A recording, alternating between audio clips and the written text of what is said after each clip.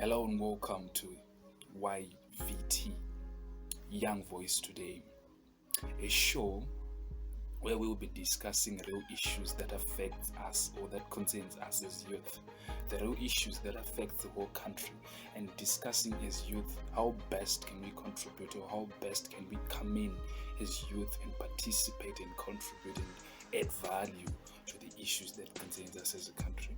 So the inspiration of this show started or came after the realization that there is a voice that is lacking in the decision-making processes. There's a voice that is lacking in the real issues or on top. So after realization that there is a voice that is lacking, there's a young voice that is lacking, we have decided to come up with a show where we will be discussing real issues that concerns us as youth, or how best can we contribute as youth. So this show will be discussing more on issues, on hot topics that affect us as youth. For instance, we'll be discussing about bad governance in our country, in Zimbabwe. We'll be discussing about corruption. We'll be discussing about human rights violation, us as youth, and seeing how best we can chip in, how best can we contribute, how best can we take part in all those processes, how best can we interrogate government policies, how best can we advocate for the right thing. Okay, so today we're not going to talk about a certain topic in particular or specifically, but rather we're going to try and enlighten someone on how things are in Zimbabwe, how things are going on, because some people might not be aware of how things are going in Zimbabwe, or that we have a problem in this country. So today we are not going to discuss about a certain topic, but to just create an enlightenment, to say that, to try and enlighten people, to say, can't you see that in this ministry there's something wrong, in this soul ministry there's something wrong. So today I'm going to share and say that we need to interrogate, we as the young voice, we need to interrogate government policies. We need to come up with real questions, or to face the government head on and say, and interrogate them and say, we need answers on how these things are going on. For instance, we have the Ministry of Education. It affects us as youth. For those people or those children who are at school, who are at high school, that are writing this year, are students, are youth, those issues affect them. The teachers are not going to work. These are issues that are affecting them. But we're quiet as the young voice. Only the teachers union are voicing their concerns, but we should have a young voice that can raise concerns and raise flags that you cannot continue to do this silently, because it is amazing. It is confusing when you hear the Minister of Education coming on national television claiming not to know the concerns or the issues of the teachers. But we all know that in public domain that the teachers are incapacitated. They cannot go to work because they are getting a salary that cannot be enough to cover their expenses or to cover the cost of going to work. So we as youth now, that's where we came in and come up with a young voice to advocate for those issues and discuss, to say, in the Ministry of Health, what is the government doing?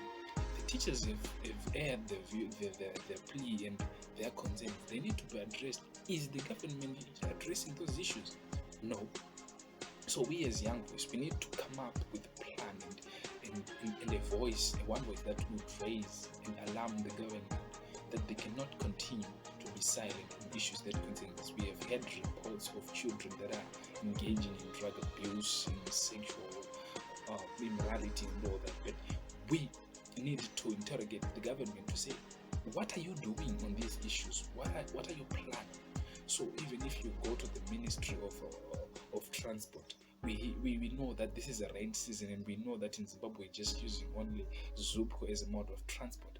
But is the government doing enough to the public? Because this is a rain season and rain is coming. And if you go to the ranks, for example, in Market Square, in Copacabana, the ranks or the sheds are destroyed. There's nothing there. So how are we going to wait for the buses at a place where there is no sheds during the rain? So those things or those issues need to be discussed, need to be talked about by a young voice, because we are the people who have the bright future ahead of us.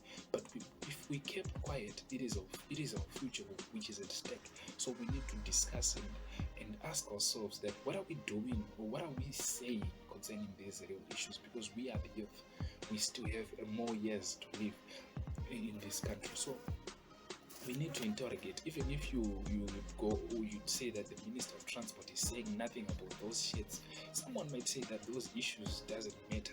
But these issues matter, because if you are a student, suppose you learn in town there, you will be waiting for a bus and the rain will come, and what are you going to do?